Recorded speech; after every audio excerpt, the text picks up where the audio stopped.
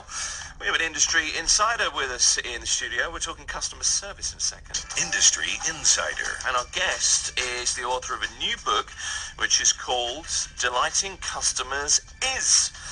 His name is Gangadhar Krishna and joins us in the studio. Gangadhar, nice to have you here. Thanks for coming in. Thank you very much for having me here. So this is a book out. It's all about customer service. It is essentially different situations illustrated. It is a book full of pictures, comic strips, as it were. It's a novel idea, and it forms the new book. You are an expert in customer service. You are a writer. You're a coach. You're the founder of Delighting Customers. So, first question for you, and it's something that a lot of us run into. We all have different expectations when it comes to customer service, I suppose, in hotels and shops, wherever we go. It's really hit and miss, it seems to me. Why is that? Why is it in this modern age that customer service is so hit and miss? Shouldn't we have learned from past mistakes, or is that just nonsense coming from my lips? I think I would strongly believe on the maxim, sales heaps, but service reaps. And often than not, what happens is that when a customer walks in, he expects a certain amount of service. We've moved away from customer satisfaction to meeting and exceeding customer expectations, and today it's all about customer experience. And many a times when the organizations cannot really understand what a customer's requirement is, that's when you have this little bit of a mismatch.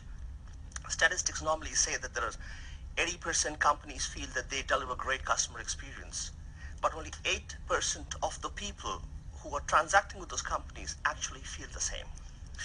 Why is it that so many companies, it seems, don't care? You know, when you go to a restaurant and you get okay service, I mean, Alex, you get takeout food quite a lot of the time, and you tend to battle with people on the phone all the quite time, a lot. yeah. And you would think, wouldn't you, after a while, Gangadhar, that people would learn from that and think, well, she's battling with me again, I need to try a little bit harder.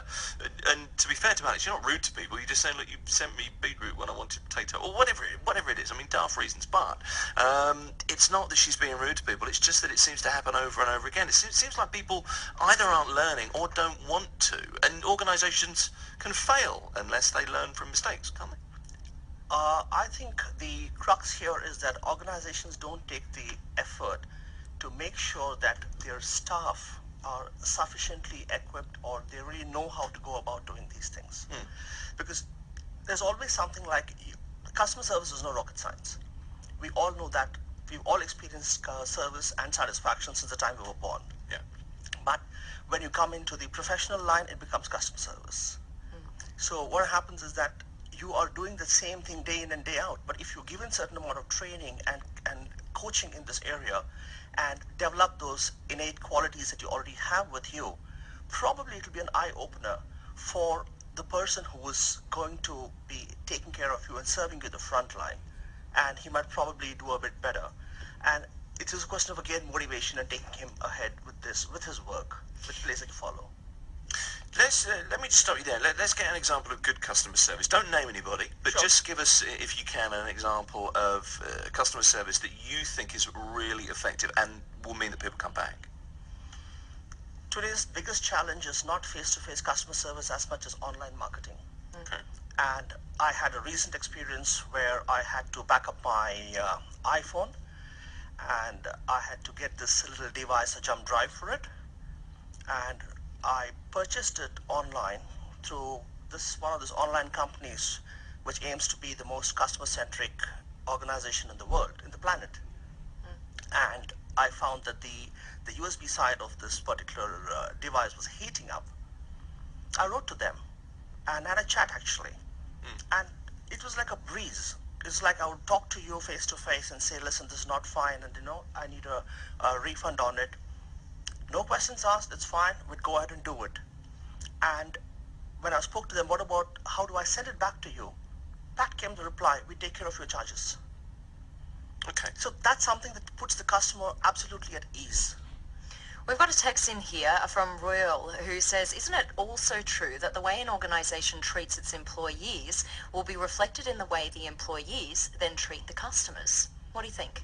That's absolutely true, because it's so very important that you value your employees and they'll value your customers. And it's how the service culture is in an organization.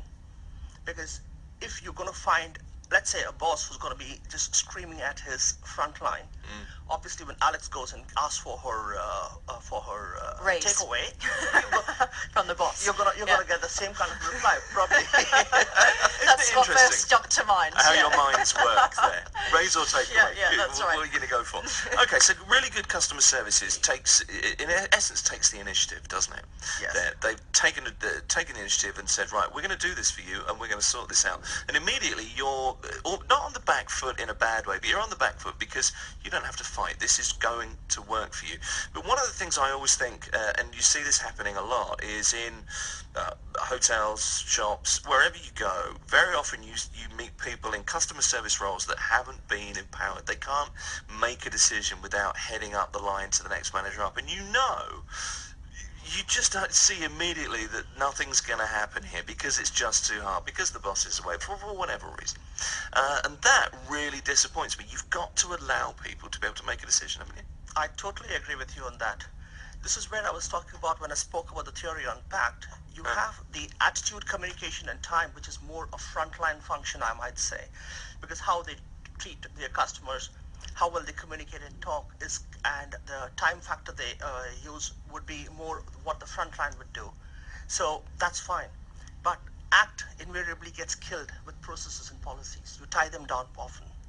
So if you are in a position to empower, then your staff would be more comfortable when they're dealing. They know what they can or cannot and how far they can stretch themselves, which is a very key thing. Organizations feel that probably if you do that, the staff will give away the company. It doesn't work that way. No, he wouldn't do that.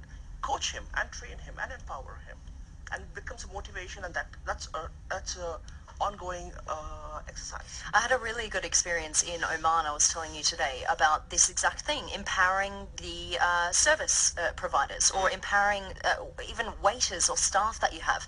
I was in a hotel in Oman, and we just had ordered a couple of drinks to the pool, and the drinks came and they were wrong.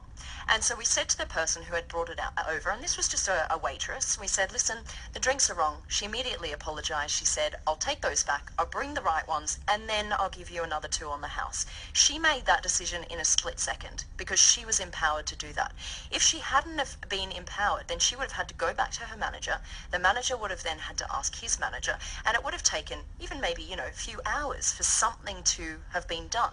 And in that moment, it was just it's a small thing, but it made us happy. The problem was solved on the spot. It's a very simple thing, like if only she had to experience it and say that, okay, I will check and come back to you, as against, there's no problem, we'd get that sorted out for you. That little thing makes a world of a difference in the experience that you're going to get. So is the customer always right, Kingara?